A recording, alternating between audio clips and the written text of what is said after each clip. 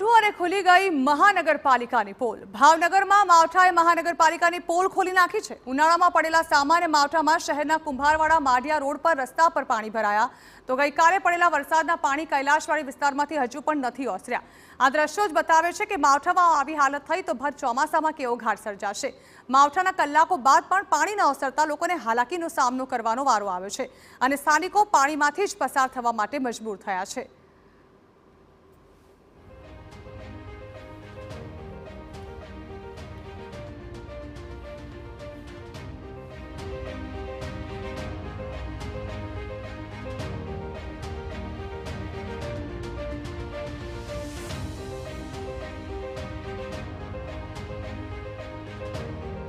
तो भावनगर महानगरपालिका में दर वर्षे वरसादना पाणी भराई नहीं रही ते माटे लाखों रुपया खर्चे छे।